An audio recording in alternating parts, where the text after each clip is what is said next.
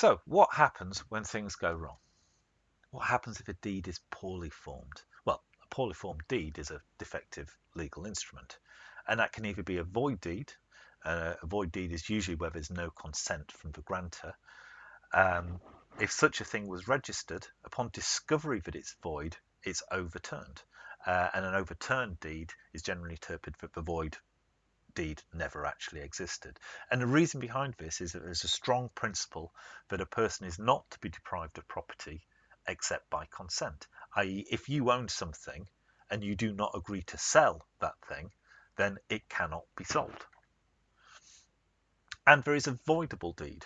So a voidable deed is either where the grantor gives their consent, even if in some cases that consent is induced by unfair means, or the legal instrument is tampered with, or the registrar introduces an error during registration.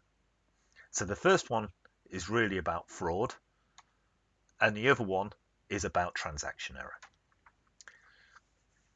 So if you register a defective instrument, you start to introduce errors onto the register. And so there's two broad categories of error. There's registered transaction errors. So this is what Reed refers to as errors which arise as part of the current transaction. So something has gone wrong with that transaction, and the general principle under common law should be that the owner is protected against transaction error. And then there's register errors. So these are errors which are already present on the register before the current transaction begins. So good faith acquirers must be protected against register error. This is the purpose behind the Curtin principle, an indefeasible title. This is about essentially saying that the register is as correct as it can be. So challenging a registered transaction error. Registered transaction errors can be rectified if spotted, and it tends to be that these can be rectified under any form of registration system. So let's take the case of an identity theft in Scotland. So, and this is under the current legislation. So Anne is a registered owner of land. Barbara, stealing Anne's identity, sells the land to Colin and forges Anne's signature in the deed of transfer, i.e. someone other than the seller is trying to sell the land.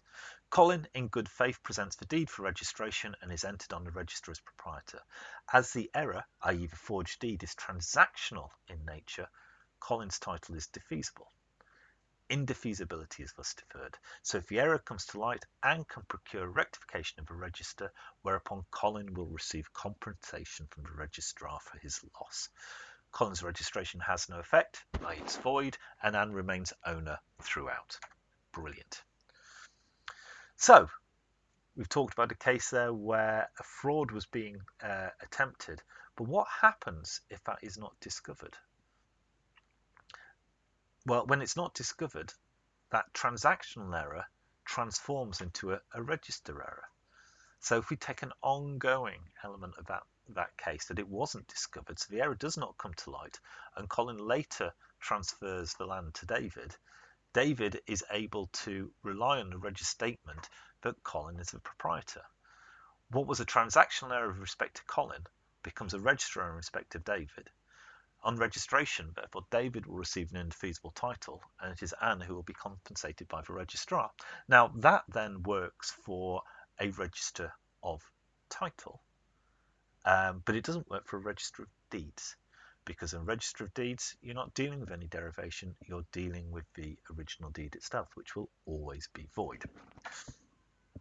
So, but the implication here is that the owner, Anne A, is not in possession, as they're unaware of Colin's transactional claim to ownership, and in fact Colin must be in possession for a year. So the type of error, the type of right, and past possession all play a part in this pathway to resolution, and this is referred to as realignment. So we talked about defeasibility and indefeasibility. So a title is indefeasible if it's immune from competing claims, whether from a competing owner or from the holder of some derivative right, such as a mortgage. So defeasibility is where that chain of title has legal ambiguity. There is competing ownership, or there is some overriding right which the owner should be aware of. Competing ownership refers to a legally incorrect transfer of ownership results in two different parties, the original owner and the purchaser, believing they are the legal owner at the same time. And competing ownership can arise as due to defective instruments. So that's registration errors or malicious tampering or fraud. So whilst title and defeasibility is important, a registrar needs to master the legal processes that are deployed to resolve defeasibility issues in a chain of title. And Reed summarises this in a recent article from 2020.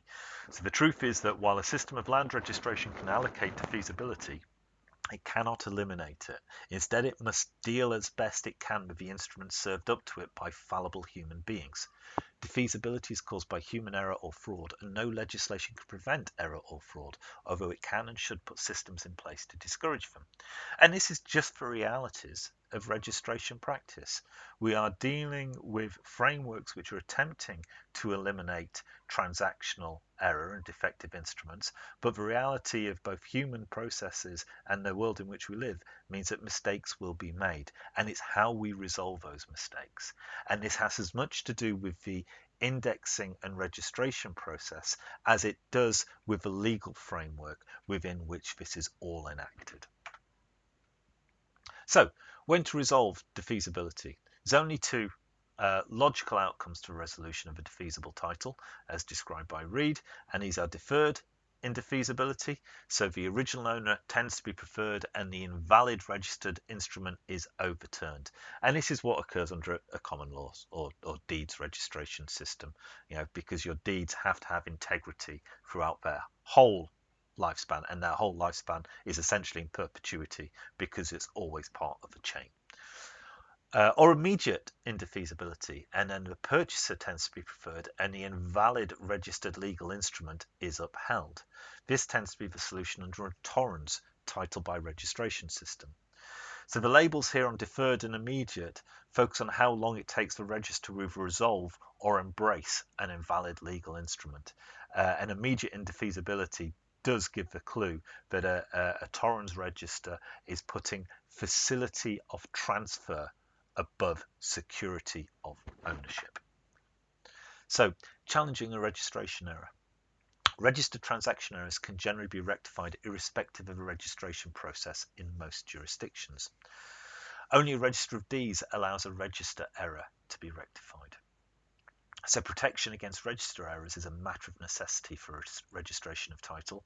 Protection against transactional error is not. Okay, we'll next talk about defects within registration systems.